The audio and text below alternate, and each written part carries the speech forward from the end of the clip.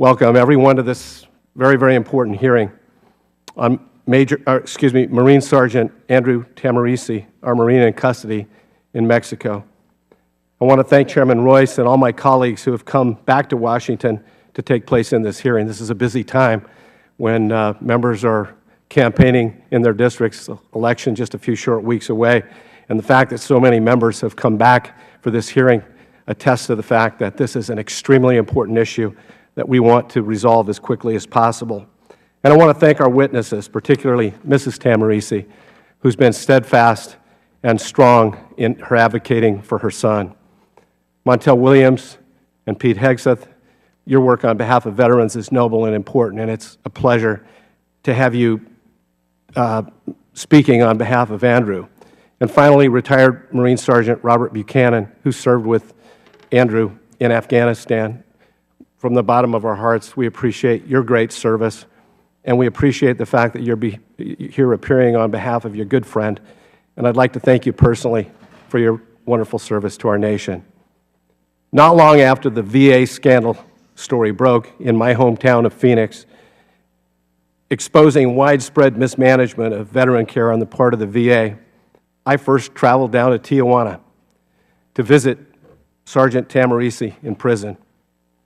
I'd been following his story, how he'd served with distinction in the U.S. Marine Corps on the battlefields of Afghanistan, returning home to the United States with physical and the psychological scars of war.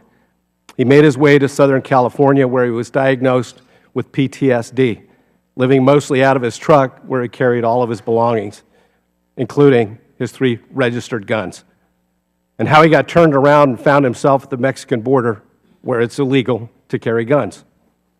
By the time I visited Andrew back in late May and again in June with Chairman Royce, he'd been through a lot, attempted to escape and take his own life, haunted by the hypervigilance that is the hallmark of his PTSD.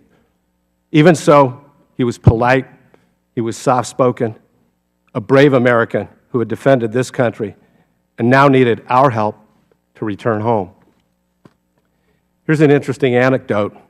On my way back from visiting Andrew the first time, just as I was crossing the border back into the United States, I heard of the news that Obama administration had negotiated with the Taliban for the release of Army Sergeant Bergdahl.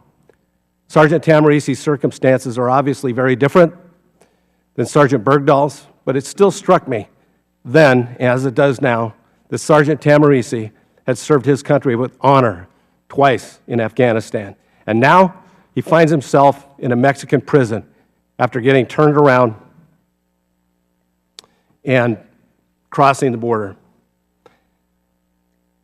I am mystified that President Obama couldn't find time between negotiating with terrorists to call our ally, the Mexican president, to appeal to him on behalf of our Marine.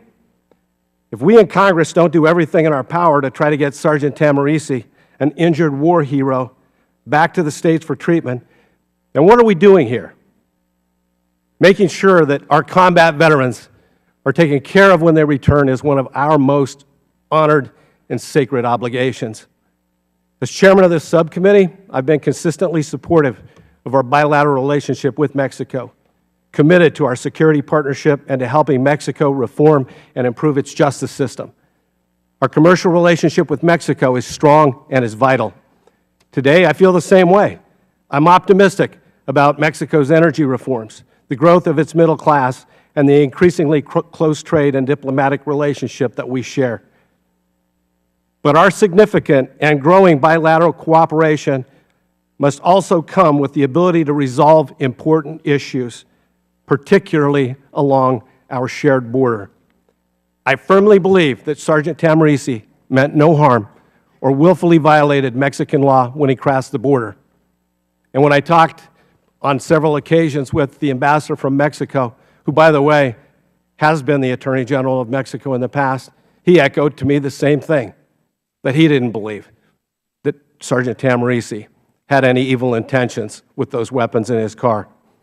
Now, he spent over 6 months in prison for what amounts to a wrong turn. I'm disappointed, and more could not be done to address this situation in a far more timely manner. The fact is that Mexican citizens violate U.S. law on a regular and continuing basis, illegally crossing our southern border.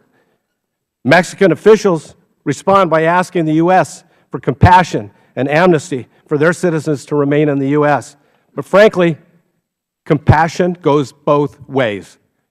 Mexico does not have the ability to provide Sergeant Tahmooressi with the care that he needs. Our war hero needs to come home. Last week, I spoke with the Mexican Attorney General, who explained that while Sergeant Tahmooressi had broken Mexican law by approaching the border with weapons, his combat-related PTSD could not be adequately treated in Mexico. The good news is, the Attorney General explained to me, and I understand Chairman Royce separately, that he has the authority within Mexican law to dismiss Sergeant Tahmooressi case on humanitarian grounds once he has expert testimony that verifies his combat-specific PTSD diagnosis. Chairman Royce and I obtained the appropriate expert medical reports and forwarded them to the Mexican Attorney General's desk this past Friday. In addition, at the court hearing yesterday, a Mexican psychologist submitted his official diagnosis confirming Andrew's PTSD. Now, with all the information available to him, I am confident, I am hopeful that Attorney General Mario Karam will do the right thing and very soon order the release of Andrew so he can begin his treatment and move forward with his life back home with his family and his friends. Once again, we're asking our men and our women in uniform to embark on the mission of fighting on behalf of our nation in our war against the terrorist organization ISIS. Making sure that Sergeant Tahmooressi is brought home and provided the treatment that he so desperately needs will send a message and demonstrate to our military men and women who are in harm's way that America stands up for our soldiers and our Marines. That's how it should be. I look forward to hearing from all the witnesses, and I thank you for being here. And I now yield to Ms. Gabbard, the ranking member.